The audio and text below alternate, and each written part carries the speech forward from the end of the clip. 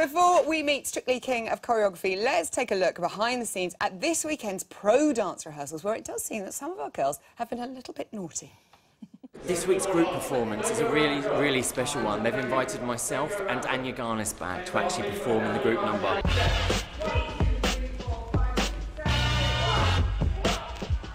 In this pro dance, there's a lot of role play. Girls are sexy criminals, and the boys are sexy policemen, and the boys are trying to jail us. We're supposed to be slapstick policemen, but we're kind of more like rhinestone cowboys.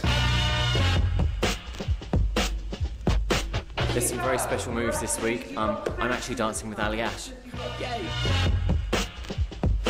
It's so fast. It's all the eliminated pros, so we thought it's going to be something easy, a waltz, rumba maybe. But no, it's a drive and a quick step. And I just had this huge shish kebab for lunch, and I have to dance really fast and lots of lifts. I'm exhausted. So will the boys catch us? You'll have to wait and find out. Hi to Beck.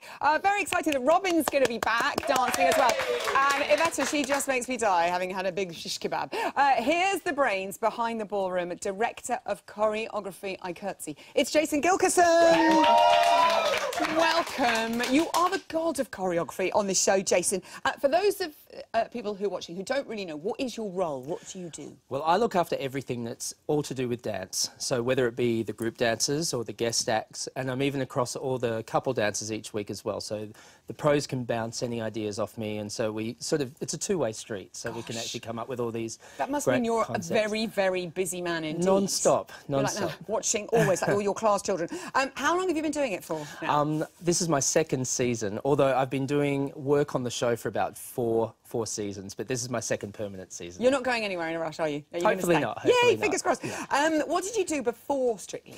I was involved in a company called Burn the Floor, Yeah. which tours all around the world. It's my own dance company. Yeah. And I've been working in America on the same show, which is called Dancing with the Stars over there, and another show called So You Think You Can Dance. So little bits here and there. And I used to be a ballroom dancer. So yourself, I years know. And years ago, early part of the last century. So. I would, I know, before we had colour televisions. No, is it as much fun as it looks? Is it quite stressful, your job? It's great stress, because the pros are so great to work with. The celebs have so much fun developing each week.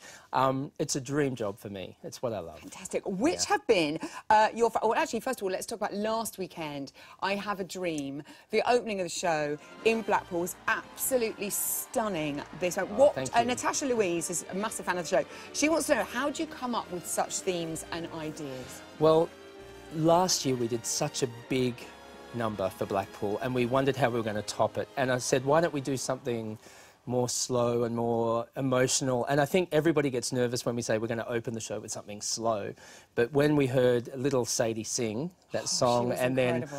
Then it was just like something magical that came together, because we didn't have this number six days before. It was non-existent, so we had to work really fast to actually come up with this piece, but I think it paid off really well. And that lovely, the waltz from My Fair Lady, when they yeah, started right that, at the end. It made me cry. It made lots of people cry.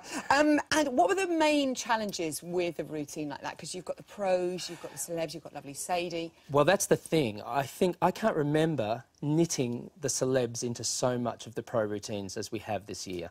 I mean, they danced for like 1 minute and 15 seconds. Like in both those routines, they were actually threaded all the way through. And that goes to tell you how much the pros standard is so much higher this year.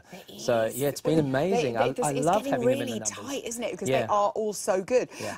How do you decide which parts of choreography go to which pros or which celebs? Well, it's quite easy at the beginning. When we all meet in August, we always try to go, okay, week 1 this is going to be Natalie Lowe and Brendan. Week 2 this is going to be Pasha and Ola. So we sort of banter it out through the season, but then what happens, we get to a point where the eliminated pros, you know, are able to do more rehearsals. So as soon as somebody gets eliminated, we go, you can move to the front of that number and we can make you a feature. So it sort of gets shared around. Iveta was obviously a little star of that Yes, opening piece she on was. the staircase, and she was the grown-up Sadie. Yeah. Do the pros ever fight over who gets those roles? How do you choose? Do you pick names out of a hat, or do you have favourites? Well, no, not allowed to have favourites. Not allowed to have favourites. But it was bittersweet for Iveta, because that week that we went into rehearsal for that, she'd been eliminated. So it was kind of, she got eliminated, but then then I said, I've got some good news. I want you to be the centre of the Blackpool routine. So that's how that one came to be. So no, that's nicely done. Question from Laura Helm says, I want to know who is the naughtiest and cheekiest to teach out of the pro dancers? They're not naughty. Yeah. I think the naughtiest has to be, I think Aliash, definitely. But he gets away with I know, it because he has that lovely smile. Christine Dunn's got a great question. She wants to know, how is choreography recorded? Is it in words or some other type of notation? Oh, that's a good one. I think we've all got our own way of writing down the way we see choreography. I put lots of 8s on a piece of paper and then I work out, well, that's going to be Ola's solo, then that's going to be Pasha's bit, and then the dancers come down. So only I can understand it, but then it's about translating that so everybody, the director and all the people involved in production can understand my language. It's weird, actually. But like doctors writing. Yeah, it's crazy. What does this mean? I've got notebooks full of stuff that doesn't make any sense. When you hear songs on the radio, do you think, that would be an amazing rumba, that would be an incredible... It's horrible, actually. You can't listen to music to relax. You have to always... Silence relaxes me. What dances have you been most proud of this series, would you say, Jason? I think there's been a lot of great moments this season, but I think the best one for me has to be when we got to work with Sir Bruce on the launch show. Because to knit him in with the pro dancers was actually something really special. And it was actually quite emotional. Like I know. He is just a don, isn't he? Total pro. And then look, gorgeous, naughty Aliash up the front there as well. We also really loved Pompeii, where you had this incredible effect with the screen. How did you do that? Well, the thing was, this was live, so we actually projected onto that screen. So some of the pros were live, and some of them were actually projected. So we wanted the audience to not know what was going to happen next. And then, of course, we opened the screen to reveal the Strictly set for the first time that season. So that was something. We love the work that you're doing. I could talk all night. I know, you have to go. Please come and see us again. You're doing amazing work. He is the god of choreography. Jason Gilkison! Thank you. Thank you so much, my darling. Saturday's show was so close.